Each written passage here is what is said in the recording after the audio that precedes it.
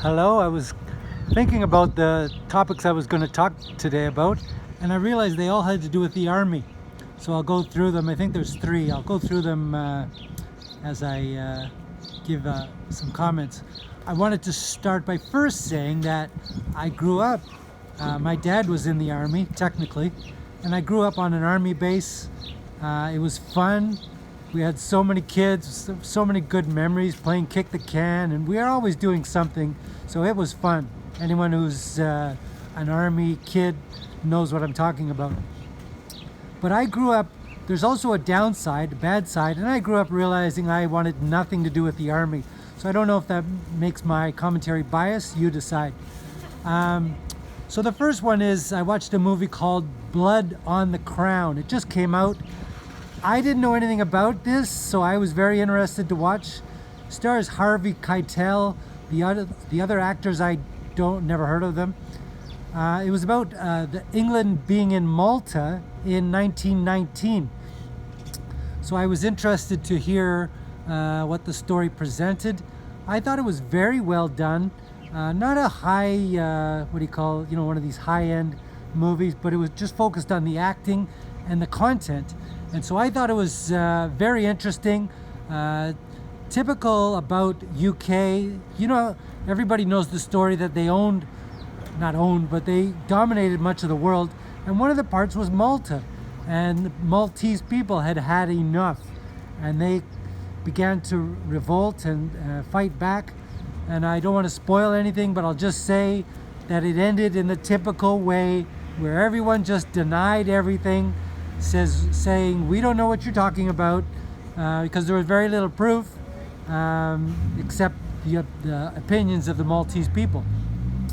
But I highly recommend you watch this. It was very insightful as to what goes on, similar to the Battle of Algiers with the Algerian people in France. That was a classic movie. If you haven't seen that, go back and watch that. I finally got to see it. It was hard to find, but I finally got it and watched it. It was very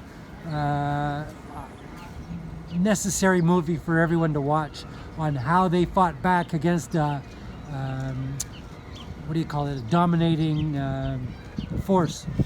The next one was I just watched, came out, called Cherry. It's from a novel, so it's not necessarily true story, but it's based on the gentleman's revelations, or his what happened to him.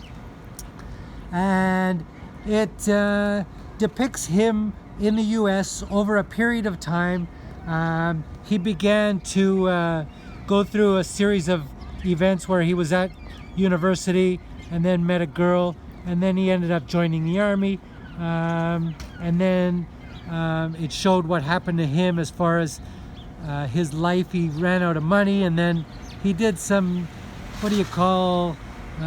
things to survive, and it delves into the opioid epidemic and his decisions on how to cope with staying in that. I can understand why it was panned.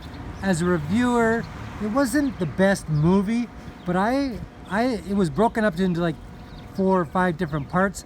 I thought the part about the Army, and before that his relationship with this girl, I thought it was just so well done. Some things you've never seen in movies, just really brilliant movie making.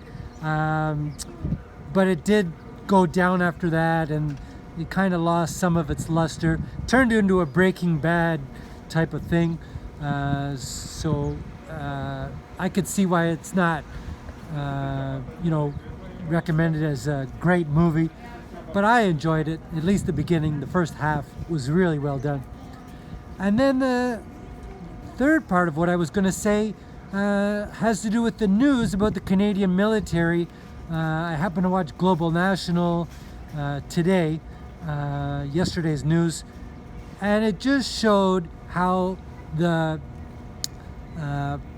those in charge, from the minister, defense minister, and those in the defense ministry, all deny blame and guilt And I will say this, that if you have never seen the show from England called Yes, Prime Minister, I urge you to go watch that, because it is showing just play by play what to do if you're in government and a crisis hits, what they do.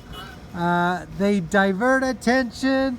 In one of my previous videos, I used to work on Parliament Hill, and they have it down to a science what to do on how to get away with this stuff, and it is classic. And you'll enjoy this show, but if you've seen that show, you'll see exactly what they're doing in the Canadian Defense Ministry right now as to divert attention, don't admit to anything, find someone to blame, and then get the story off the front pages. It is classic, but it makes me shed a tear that the women in the military are just used as pawns, and no one ever takes blame and gets the problem solved. It's just about divert, find someone to blame, and the poor women in Canada who are in the military now just get dumped upon and left, and no one seems to care about them, and it is just sad beyond belief.